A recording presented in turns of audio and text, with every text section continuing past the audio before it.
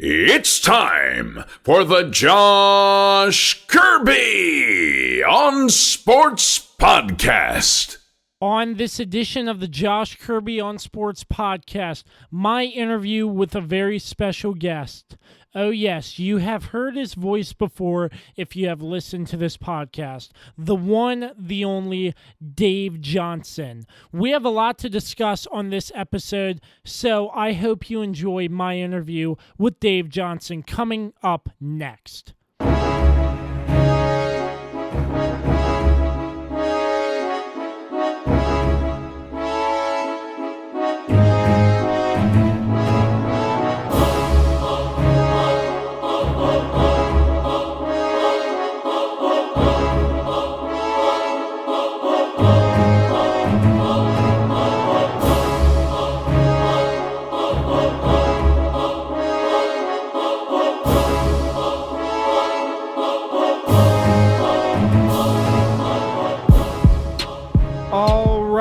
The Kirby on Sports Podcast. We are back bringing you a very special guest. It's been a while since I've seen him in person. If you don't know him, you might want to go back to my last episode and just listen to some of the intro, and you might get a hint of who is coming on our podcast. Now, he is the voice of the Washington Wizards. Not only the Washington Wizards, DC United. He also does radio reports for WTOP TV for NBC4 Washington, and he just released a podcast, the Full Court Press Podcast. If you don't know who he is by now, you will know him right now. It's the man, the myth, the legend, Dave Johnson. First off, Dave, thank you for calling in tonight as we are recording this podcast. I hope you and your family are staying safe during these uncertain times. And how is life treating you so far, sir? Well, thank you for the very kind introduction. And again, I appreciate so much being with you because it's your kind of passion and interest in so many things that we do in the sports world. That is what drives the sports world and makes it a wonderful community. And that's I think what we really miss right now is yes, we miss games and last second shots and all that kind of stuff. But you really do miss the community, whether you're in the game in person at the game or the arena or the stadium, or if as we like to call it, our radio party where we do Wizards broadcasts, and we always try to stay connected with people as they're listening, if they like it, if they choose to, through social media, because it is a community. So that's, I think first and foremost what and I've talked to a lot of people about this, that you miss. You miss going to the arena and seeing the same ushers that really become a part of your family after so many years of doing it. But the bottom line is nothing's really changed in life. We're just going to have to continue to be careful and be there for each other and connect with each other, and hopefully that we've learned from this period that it's important to reach out to people and as I've talked to various coaches, that's one of the takeaways that, it's obviously been a tough time where you're all of a sudden, forced to stop playing, but it also allows you a chance to get to know more about your players and people on a personal level too. Or sometimes we all get caught up, and I'm guilty of it too, caught up in too much of what we do and let our jobs kind of define us. But, it's also important to connect on a personal level. So, it's definitely time that nobody had a playbook for, but we're getting through it, and there's some signs that things are improving in terms of, to the point where we might have some games. So from a sports standpoint, that certainly is encouraging. Yeah, absolutely. Great insight. So let's get started. Dave, can we get a little bit of background on how you got to where you are today you're like the man of many trades in my book in the sports world. You're calling Wizards games, and you're also calling DC United games. You work for WTOP, and you're on the news on NBC4 Washington. How do you do it? And how do you get here?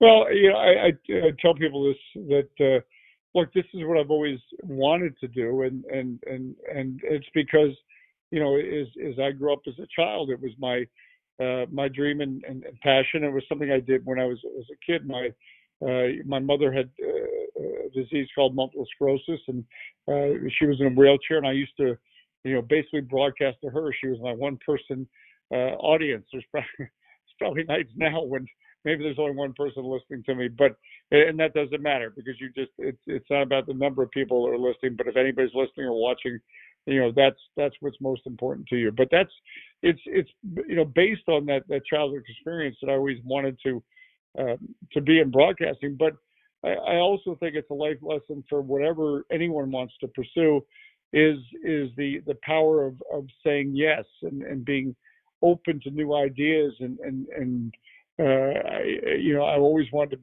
do what I am doing in sports, but to get to that, I was a disc jockey playing, Frank Sinatra and Perry Como records. I was a country music disc jockey. I was a newscaster. I sold advertising time. I published a soccer magazine. I wrote for various places.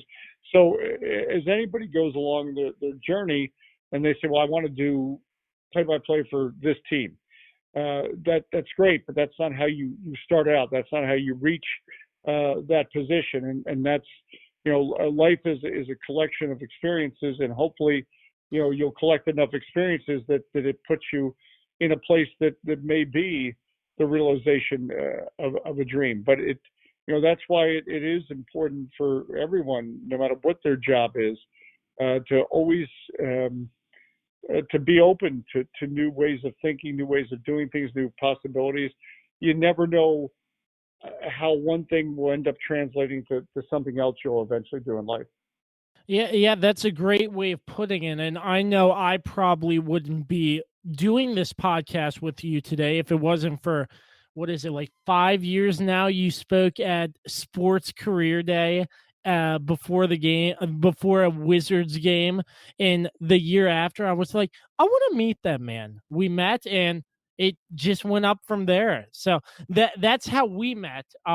But so COVID just wreaked havoc on the sports world, Dave. I want to get sort of your take on how the Wizards season was going up until COVID halted the season. It seemed like they were struggling. John Wall was still out with injury. In your words, how would you describe the Wizards season up until the COVID outbreak? Well, in many ways, remarkable because as the NBA announced, it's planned to return to play today. The Wizards are included, and the Wizards have a chance at the playoffs, and they have that chance, even though no John Wall, even though they dealt with several injuries over the course of the season, even though they're a very young team. I often use as an example, not to be funny, but one of our signature games was a win over the Miami Heat, and a guy named Garrison Matthews led the Wizards with 28 points. You'll probably have people Googling to find out who Garrison Matthews is. He's played some games with the Wizards. He's a great person and a great player, but it primarily has been playing with our G League team, the Capital City Go-Go. My point is, we were that injured that we were, we kept calling people up and finding a way to get it done. So it really was a bit of a victory when you hear that the way the NBA's plan is constructed, there'll be 22 teams that will have a chance, at the title for all intents and purposes once they resume the season in Orlando. And the Wizards are one of those 22, but the Wizards are also the only team in the Eastern Conference outside of the top 8 to be included. So this is a team that was getting better at the time the league was shut down, and that's not surprising. It was starting to get healthier. It was because of that you were able to play more consistent lineups. Because of that, you were able to play better defensively. There's often we talk about teams having to find an offensive chemistry. Well, the reality is defensive chemistry is almost more of a challenge. When you have to play with inconsistent lineups, it's tougher to defend at times, because when you have a consistent lineup, well, that guy's going to pick up that guy, and you understand how things. There's a trust factor involved in defense. So it was the Wizards were becoming a better defensive team. They were just a better team, period. And because of that, when play shut down, they met the criteria. As it turned out, we didn't know at the time that it'd be criteria for resumption in play. But the Wizards, when the season shut down, 5 games basically out of a playoff spot with, you got to do the math, with 16 games left, they still had or 18 games left, pardon me, they still had a realistic shot at the playoffs, and still do. Yeah, so that whole return to play for the NBA, was that based on seeding, or do you know what the criteria was for that? Well, no, they just wanted to include teams that basically, had a realistic chance at the playoffs. So there's 22 teams they picked. Obviously the way the NBA structure is in the playoff, if the season had been completed, which it wasn't, you would take the top 8 teams. So they said, all right, well, we didn't get to complete the season, so let's also include the teams that still had a realistic chance, given the number of games that were still left to make the playoffs. And so that meant you had 6 additional teams. One in the Eastern Conference, the Wizards, as I said, were 5.5 games out of the 8th spot, the final playoff spot. And in the case of the Western Conference, a little more congested, they actually had 5 teams that still had a realistic chance at the playoffs. So in other words, it was just basically, when you look at, give or take, every team had anywhere from, the Wizards had 18 games to some teams had 16 games, whatever the number was. You take a look at the number of teams, the teams that, based on where they were when everything shut down, in fairness, who still would have had a chance to make the playoffs had the season been able to continue, and the Wizards are one of those teams. That's great knowledge. So the structure is 8 regular season games, then the playoffs, correct? Correct. So basically, right. So what people like in the case of the Wizards, we're 5.5 games out of the final playoff spot. We're going to play 8 regular season games. What's a mystery right now is we don't know who our 8 opponents will be. In other words, it's not as simple. It wouldn't seem as like you just look at the schedule and then play the next 8 games you were supposed to play, because there's certain situations, certain teams have on their schedules the next 8 games, a team that's not included in this Orlando tournament. So obviously, I'm not sure how they're going to make, how they're going to determine who you play for those final 8 games. But given where the Wizards are right now, they can finish as high as 7. And they're just like the regular playoffs, or I shouldn't say regular playoffs, in a typical year in the playoffs, they'll take the top 8 teams. For the Wizards, with 8 regular season games left, 5.5 out of a playoff spot, that at first blush would sound like, well, they really don't have much of a chance. But all the Wizards have to do to force what's called a play-in game is be within 4 games when the season stops of the 8th and final position. The same thing for the team in the Western Conference. So they'll take the top 8 teams in each conference. If the 9th place team is within 4 games of the final spot, then they'll play a double elimination game competition against that 8th seeded team, and then whoever wins that, it makes up the 8th seed for the playoffs. Absolutely, that's great insight there. So, what are your thoughts on this format? Your personal opinion as a broadcaster for a team that's in the playoffs. Do you like this idea?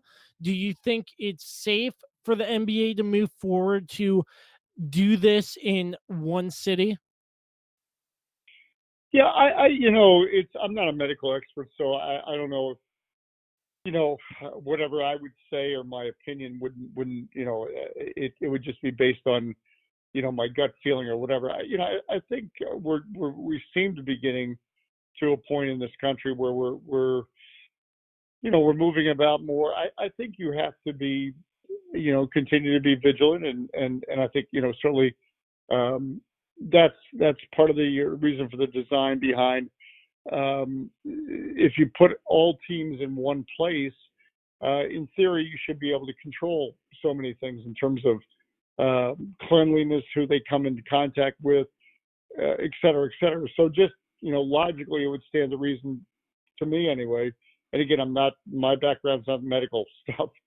That it would make for a safe environment. I think what we're seeing also is, again, I'll put the qualifier. I'm not a medical expert, but the COVID seems to impact people with underlying conditions more, or maybe that are not in the best of shape. Whereas certainly professional athletes are in very good shape. That's not to say that some athletes might not have, that they need to be concerned because they have whatever other condition they're dealing with. But I think what's also encouraging is you're seeing leagues around the world. In Korea, South Korea, the baseball league has been up and running. In Germany, the soccer league, the professional soccer league, has been up and running for I guess it's been 3 weeks, and so you're seeing success stories, and you just hope obviously that we just can keep seeing success stories in general. And it's at the end of the day, it's not unlike well, I guess it's a little bit different, but the bottom line is it's many of us have been working from home or not been going to a job, but many have been going to a job every day. Some of my coworkers at WTOP are going to the studio every day. I was just dealing with a great partner of the Wizards, Leidos. It's because of the nature of what they do. 70% of their workforce had to keep showing up every day. The grocery workers, we could go right down the list. So, in this case, the basketball players that are going to be showing up at work now, by no means are they essential, or that type of thing. But I think they're working hard to create a safe environment. And then I think it's important to get sports back. It's important, not just sports, just in general, to get find ways to be adaptable and get things working and moving, or more things working and moving, because that that's not a greed thing. That's not about that's a reality thing that we all do need to have certain jobs and provide functions, and we to be able to help people, you need to keep generating. You need to have some kind of an economy going, and so I think that's why it's an encouraging sign when you're hearing about leagues trying to find ways to play. Just like when you hear, I know small business owners that are they're having to adjust things, and maybe they can only allow a certain number of customers in stores or whatever. But the bottom line is that they're doing things a little differently in the month of June than they were in the month of April, and you just hope it keeps progressing in a positive direction, and then we can get closer and closer to normal, whatever that will be or whatever that is. So, when COVID hit and there weren't any basketball games coming on, you with a bunch of other DC sports broadcasters banded together to do cameos for fans and stuff. How did you like doing those cameos? I asked Joe Beninati and Charlie Slows this same question when I had them on the podcast. So I wanted to ask you, how did you like doing cameos for fans? Well, the bottom line is you appreciate. Again, it gets back to my statement that we do is we miss the community. So you appreciate anybody that reaches out to you at any time, and it's just another. This business is about people, and it's about connections, and it's about making connections, and I've had so many. I had somebody. There's so many great stories that go with that. It's not just calling a winning basketball player for somebody or whatever. Somebody has reached out to me and they'll say, well, um, my son is graduating from college, and it's obviously, difficult circumstances because of the way things are going. It's not what he thought. Can you send an encouraging message? Can you, I think the more just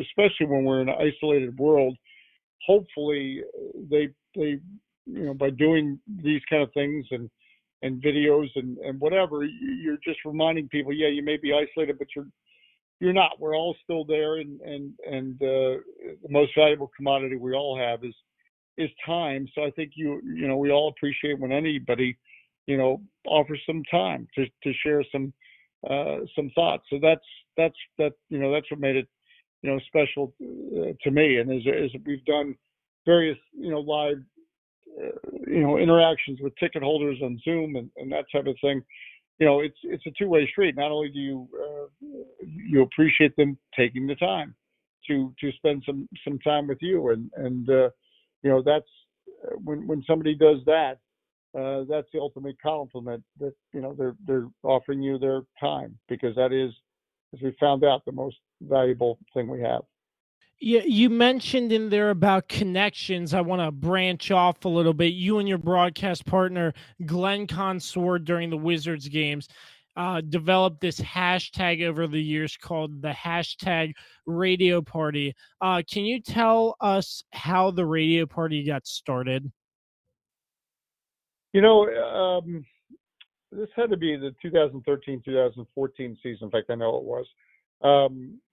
And we had earlier, years earlier, actually, this is late part of the last decade, when blogging was starting to come around. We were trying to blog, well, that way we could connect with fans while fans could reach out. I still remember some of the names of people.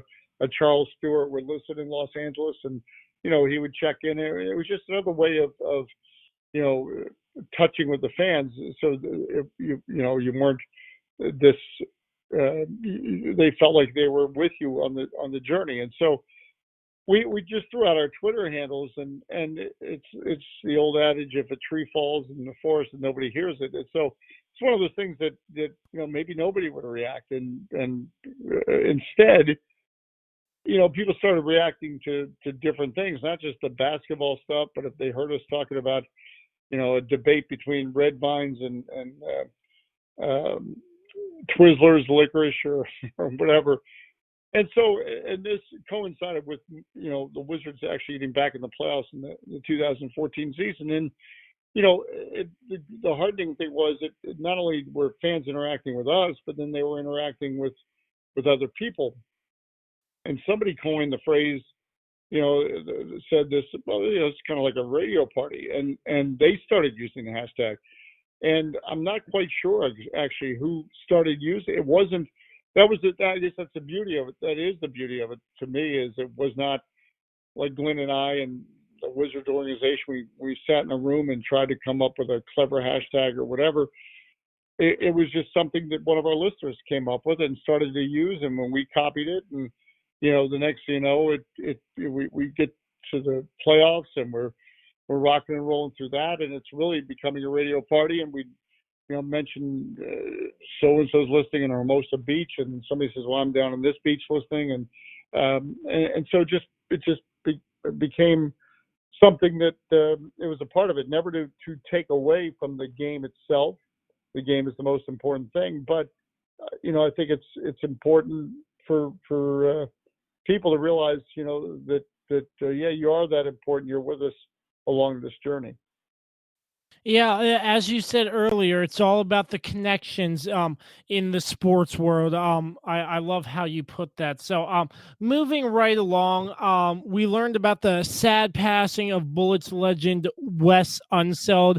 He helped the Washington Bullets win a NBA championship.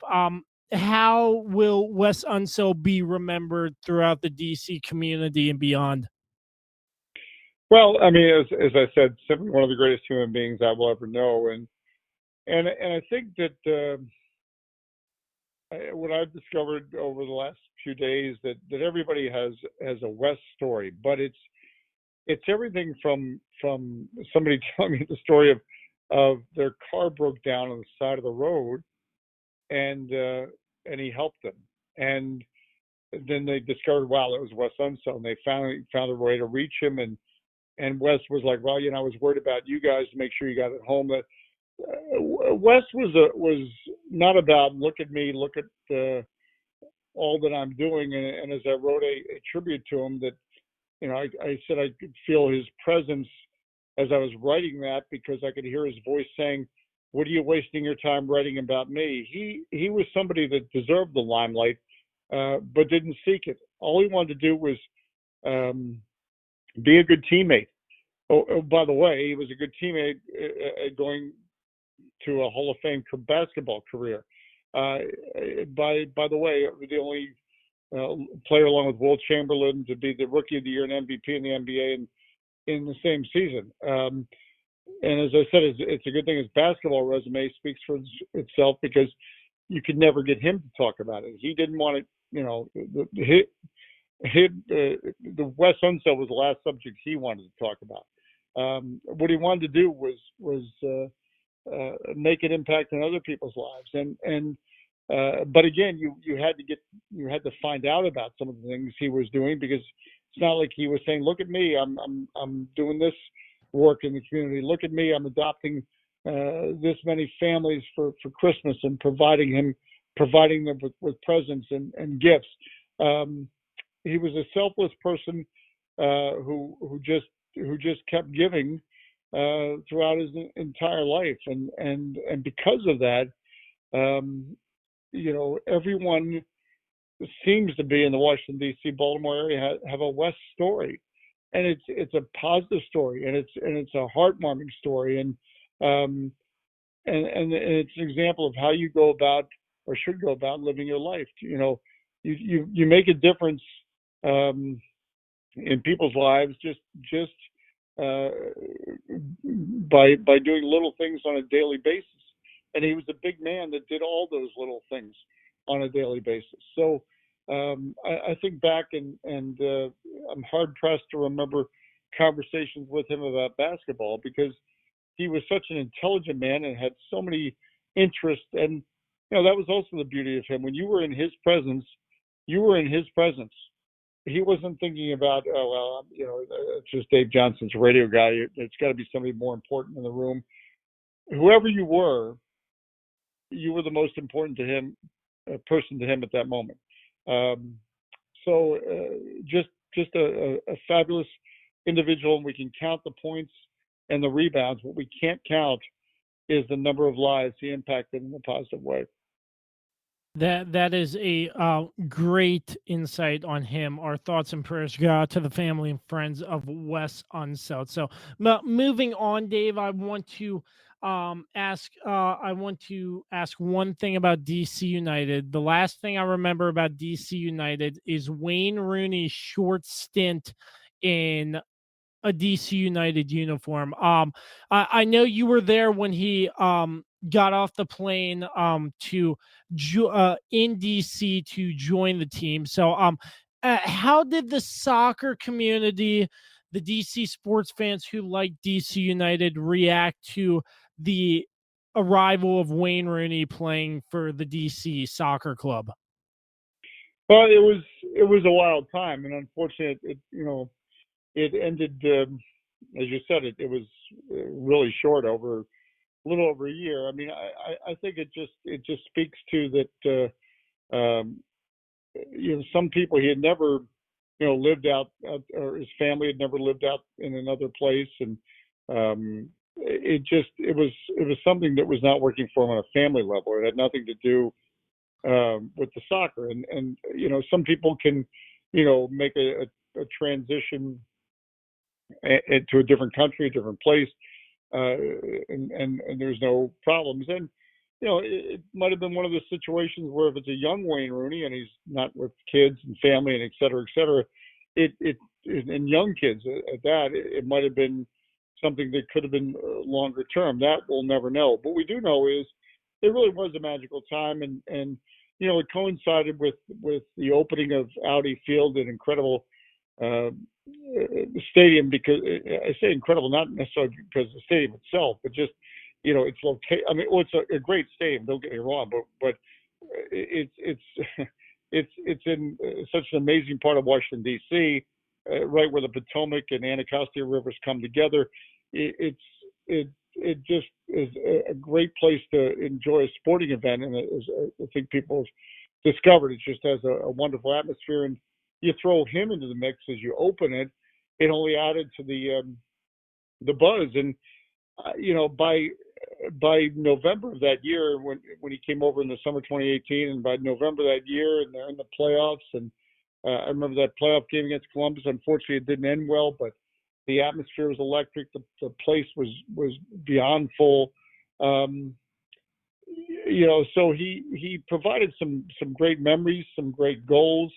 Um, and then the decision was made to move. But I think because of all he did give while he was here, it's a positive feeling. In other words, while fans are disappointed, I think he left.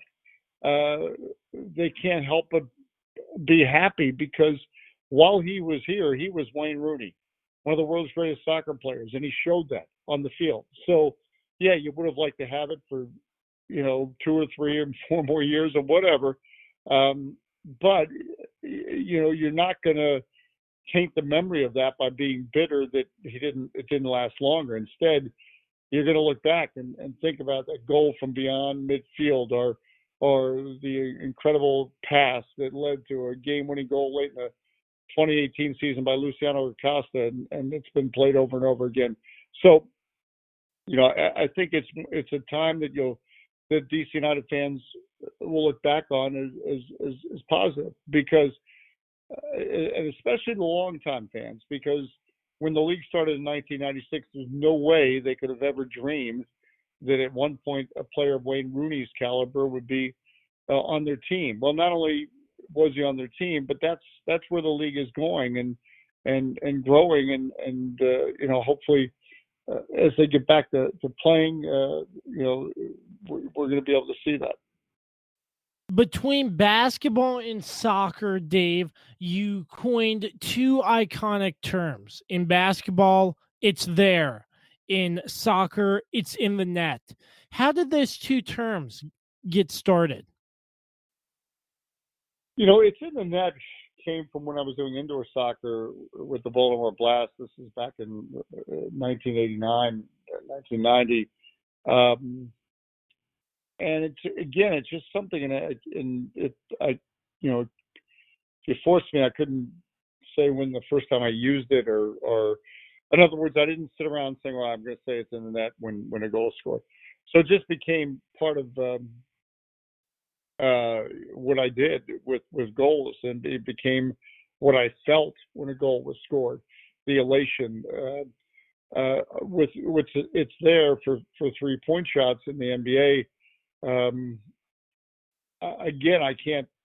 It's funny. I was listening as we've gone through this period of time, as we go back and listen. Look for content, as we have a station called Wizard Radio 24/7. So we're looking for classic games, and I was going back and found something from the 2007 2008 playoff run for the Wizards, and I heard it's there, and and so I remember saying to myself, well, at least I know it goes back that far, and I don't know, quite frankly, how much further back it goes, or when that it was something I obviously started to say and started to use, and then I think really it's been within the last 10 years that I started to almost realize that it already caught on, because I would see signs at Capital One Arena, or fans would come up to me and start saying or that type of thing. So,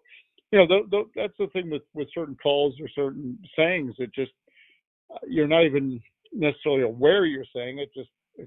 It kind of happens. Well, it's a very great call. I tune into a lot of your broadcasts before COVID hit, and one of the calls I love hearing, it's there. I just love hearing it. Dave, you also uh broadcasted hockey part time for the Caps. Is that correct? Did a couple games filling in for John Walton. In fact, I did one game in the Stanley Cup season. I filled in for him, and the Capitals lost in a shootout. But because when you lose in a shootout in hockey, you still get 1 point. So I always tell people that 1 point of that Stanley Cup season belongs to me. I was there. I was there for that 1 point. It was a shootout loss to the Red Wings. But yes, no, I've done some hockey in my career. So what's the difference between calling all three, hockey, basketball, and soccer? I think the biggest thing is it's what you're what you're used to. It is there's different paces to the games and rhythms and that type of thing. I mean, I think basketball and hockey are probably more similar, whereas soccer can have a different pace to it. But nothing has the speed for obvious reasons of hockey. So as I filled in and did that a couple times with the Capitals, that was always a big challenge for me, because I was getting out of my comfort zone, and I hadn't done hockey since the '90s, for goodness sakes. And so I think that also adds the thrill of it as a broadcaster, a challenge, when all of a sudden you're forced to do something that's not second nature. And so with hockey, it's very much a great exercise in concentration, because the players are changing on the fly, and they're wearing helmets, and the game goes, and so as you try to paint the picture, it reminds me of the days to some degree when I called indoor soccer games. The game, and again, nothing moves as fast as hockey, but it's that same kind of feeling. So it's just important to kind of get into the rhythm, whatever game it is, and go from there. But each game has its own rhythm. So, Dave, before we move on to our next segment, do you have any great moments that stand out to you between the Wizards and DC United? It's one of those things where you think about. I mean, the most recent was when John Wall hit that game-winning shot, the forced Game 7 in the Eastern Conference semifinal series against the Celtics. That was a tremendous moment. I was talking to Antoine Jameson, a couple of weeks ago, and about. I just remember the feeling of when the Wizards clinched the playoffs in the 2004-2005 season, and we had not been in the playoffs in a few years, and just what that that feeling was like. I mean, certainly you remember, especially in basketball, the dramatic game winners or buzzer beaters. I mean, Gilbert Arenas shot in the Bulls playoff series back in 2005. So those certainly stand out. I mean, with DC United, we were just talking about Wayne Rooney and some of the goals that I was able to call with him in the DC United uniform were incredible. I think about a guy named Lewis Neal, who is not a household name like Wayne Rooney, and I think about his goal in 2012 that clinched the playoffs for DC United, and I think that's the beauty of the being blessed to be in a position where you're calling, so many moments. They are moments that you look back on with a smile, and you can remember what it was like, after that happened, after the game-winning shot, and just what that feeling was, and or where you were, what city, or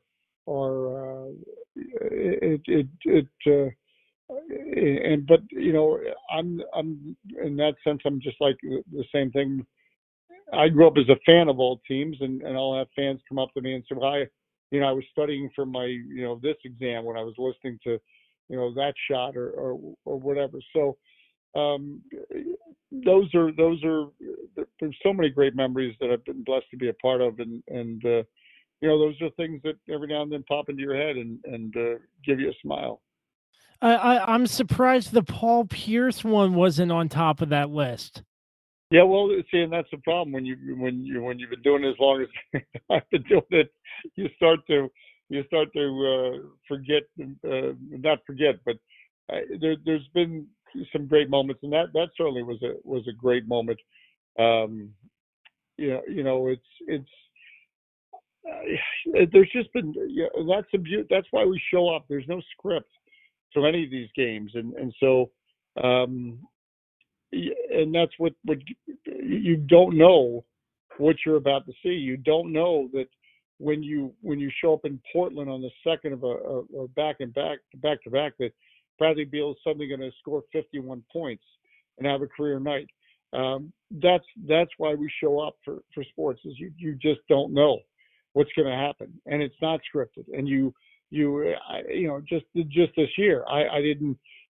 Bradley Beal hits a game-winning layup, and he starts from the backcourt in a win over the Dallas Mavericks. As that unfolded before me in the last couple of seconds, I didn't.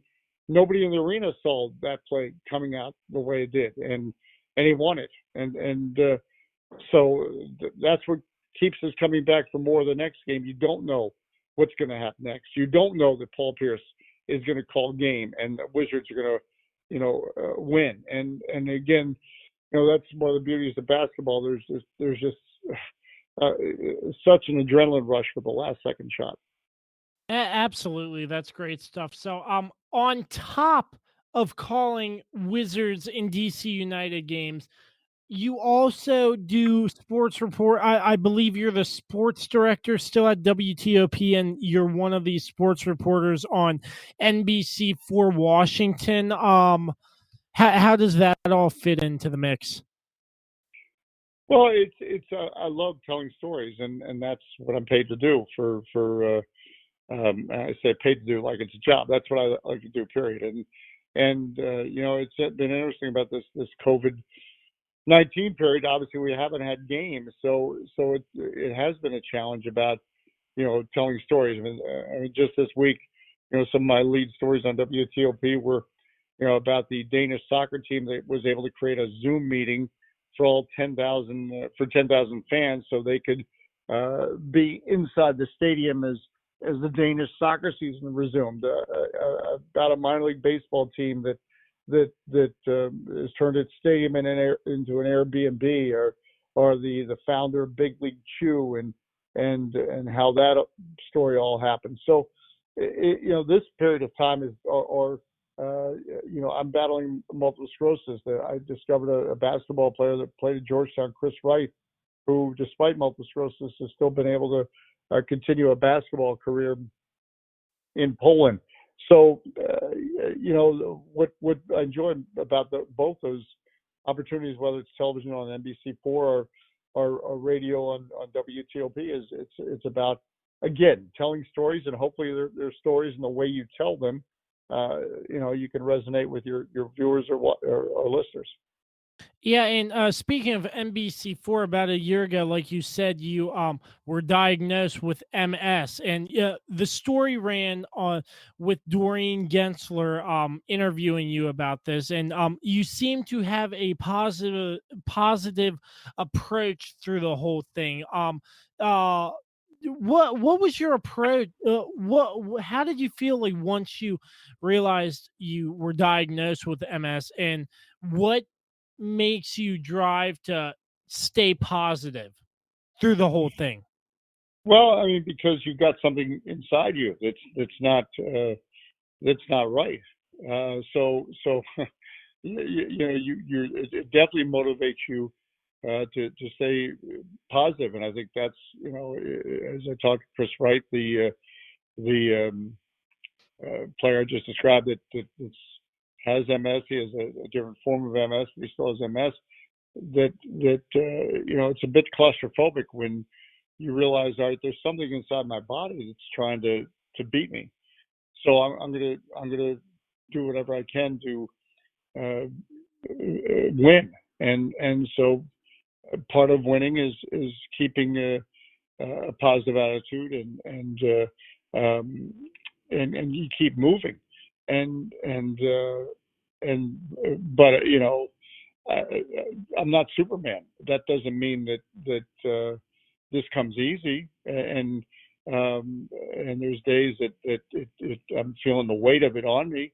Um, I said to Chris, right? I said, every now and then I'll be using cuss words more often when I try to get going, or I'll use whatever trick to keep the train moving. But again, that's the importance of being motivated by each other. There'll be days when I'm like, wow, this is kicking me in the butt. But then, I'll get a message from somebody who has MS and says, well, if I heard Dave Johnson at 5:15 in the morning, if he can get up, I can get up.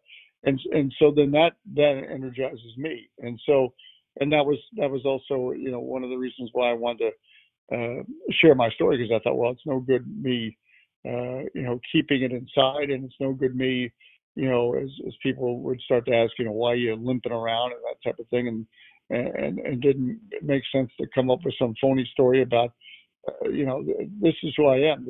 I've got multiple sclerosis. It's not going away until they find a cure. Which,